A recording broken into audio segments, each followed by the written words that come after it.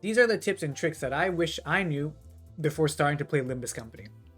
I've wasted a ton of resources in the game because there's some things that I don't use. So in this video, I'm going to be going over the things that will save you time, save you resources, and most importantly, get your account as strong as possible if you're a true beginner. However, I wanted to preface this by saying that you should definitely buy the season pass. Season pass, great value. It's not once a month. It's every like 2, 3, 4 months that you get a new season. Highly recommend you getting the pass.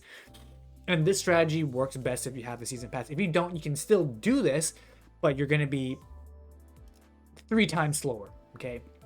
And I'll explain why a little bit later. Also, join my Discord community. We talk about all things Limbus related there. We have a very active community where we talk about everything Limbus related. If you have any questions, comments down in the comment section down below, or join the Discord community. They'll answer your questions. Heck, I still learn from them every day. Jump into it really quickly. So the first thing you want to do as a beginner is this. Every day you want to refresh your stamina at least once. Optimally, you refresh your stamina twice because stamina is going to be giving you the most amount of value. And it's going to be the one thing that really limits you from playing the game, okay? The reason why I say stamina is very important is because stamina is the one guaranteed way for you to be able to actively progress your account. And it's also one of the free ways to be able to get new characters and also new egos, which is skills, okay? Let's go into the efficiency, my daily run out, and how I do things. So after I refresh my stamina twice, what I do is I go into my EXP Luxivation.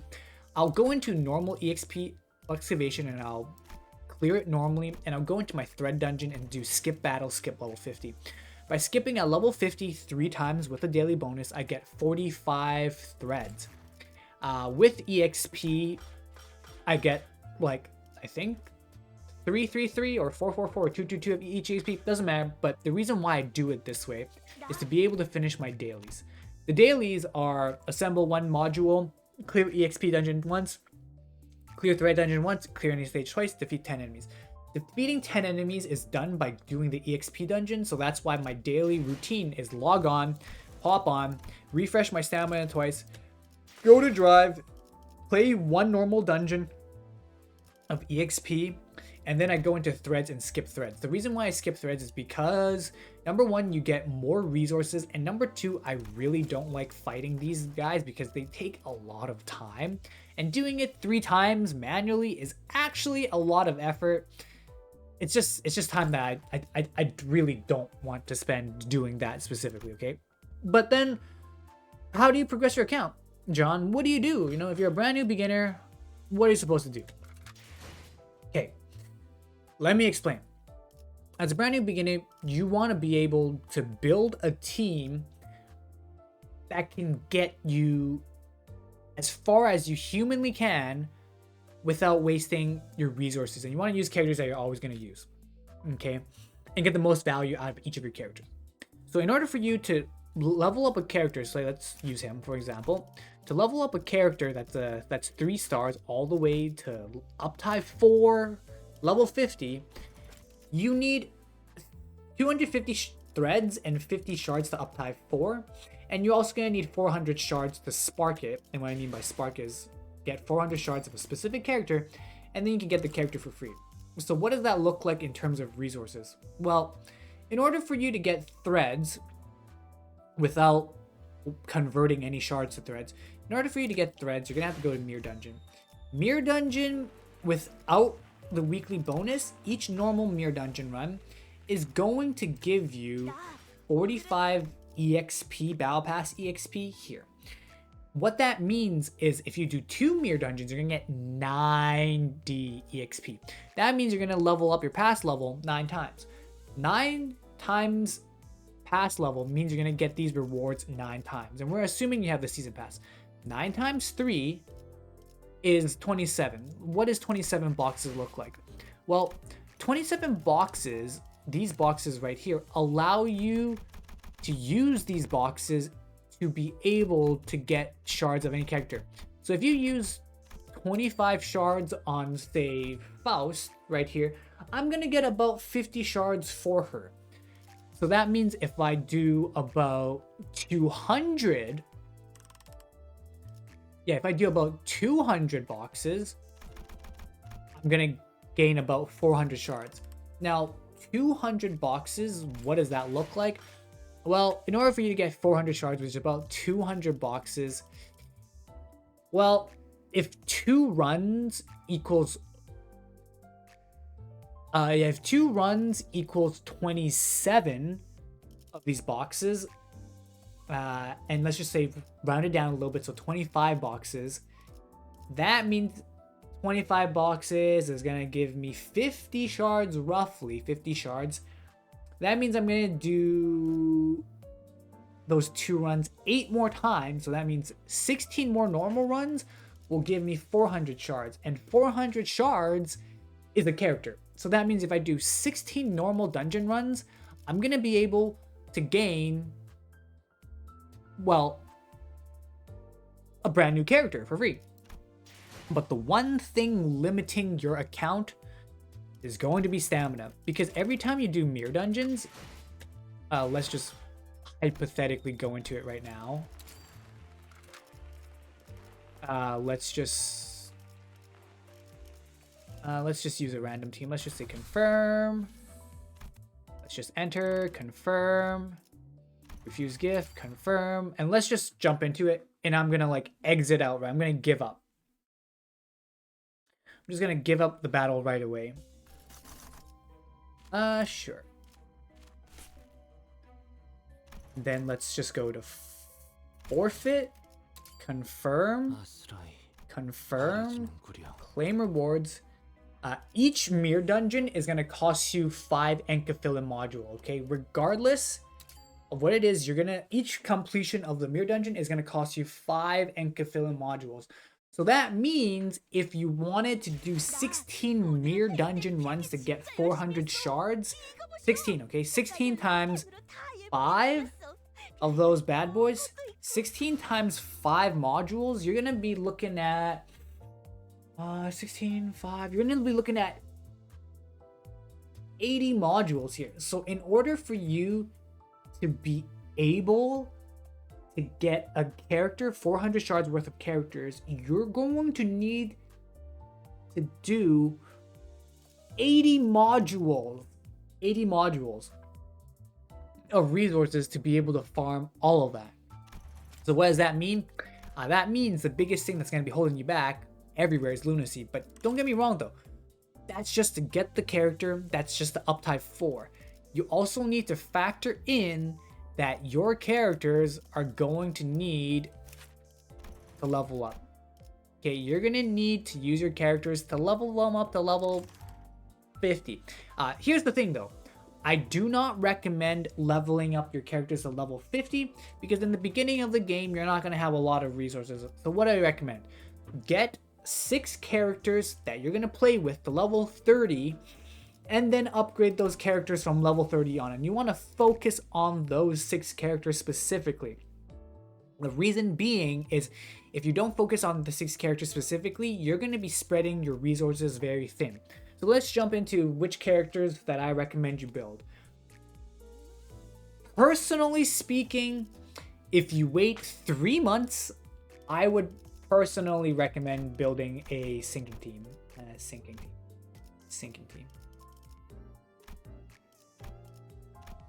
Sinking team. If you wait 6 months, I would recommend building a sinking team. The reason why is personally, in my humble opinion, I believe that sinking team is the strongest team because of this one guy right here. This one character single-handedly is a pseudo 4-star unit. He is essentially a 4-star unit. Super strong, super crazy. He will clear the game for you. The only issue is that you can't get him right now. That's the only issue. And you don't use Faust. So what is the other team that I would recommend you build? Well, unfortunately, this character right here, she is very, very strong in a bleed team, but you can't get her because she's not on the banner, so we'll ignore her for now. Because you can't get her, unfortunately. But what I do recommend is getting these 5 characters right now. How would I recommend you do this? These 4 La Mancha Land characters is currently on the Season 5 pass, so you guys can still spark for it, pull for it, and you guys will potentially hit these characters eventually. These characters all synergize very well with each other, and they're a bleed character. Second character, or the 5th character I would definitely get is the one that grips. It's a good character, it's a bleed character, but more importantly, it's a character that can use Fluid Faust, or Fluid Sac. Fluid Sac is definitely the one ego that I would recommend anyone with a brand new account to get, because it's the only ego that heals your whole team for 15% max HP. That is super busted. In this game, healing is really hard to come by, so by using this, you're going to be able to heal your team. Don't get me wrong, there are other characters that have heals, like this one right here. It heals 30% for 2 allies with the least HP, so that's like 60% heal. But nothing comes across a 15% heal for 6 characters. That is just insane. Now, the reason why I recommend Bleed is because these characters you can get on the banner. You have Faust on the team. And the last character I would recommend is to Spark. Okay, maybe not Spark. The last character I recommend is this guy. He is a very, very strong character. He's for Bleed team. He's very, very, very good for Bleed. That means you don't need to get this character. You can just use the other character. The first team that I would recommend you build if you're in 2025 is this Bleed team right here with Yi Sang. Okay, so you go 1, 2, 3, 4, 5, 6. This would be your team as a beginner to build. Bleed, pretty strong, pretty decent. That would be the first team that I would recommend you build as a beginner in season 5. Okay, if the next season rolls about, then at the moment, without knowing what the new characters are and how busted they are, I would do Sinking. And if you ever have a chance, play with Heathcliff, get Heathcliff. Super strong character, super fun. Highly, highly recommend if you can. So those are just like the quick characters that I would recommend you getting in the beginning. The last team comp that I would say is potential for you to build is a charge team. Hold on. So the last team that I would recommend you build, which includes Faust, is a charge team. So charge is another team that I would recommend you build. The only thing that I don't like about charge is that it's a lower ceiling potential type of team. And what I mean by lower potential is that it doesn't do as crazy amount of damage as, say, Bleed or Sinking, but it's like 70% there, and it's relatively easy to pilot. So a charge team would look something like this. A charge team is a team where you just have to build up resources, and with the resources that you do have, you can then just use up those resources to do more damage. Okay, for lack of better words, a charge team is pretty easy to build. Easy to build, easy to pilot. It's got a high floor, but a relatively lower ceiling for damage. The good thing about this is that you gain access to Faust, and if you have Faust, you have Fluid Sac. So another team that contains Faust is this. This here is a charge team, and it's really good, and it's very strong, and you could build this if you want, but as you can see, my charge team is relatively under leveled because it's already like okay enough at level 30-45. And if you look at my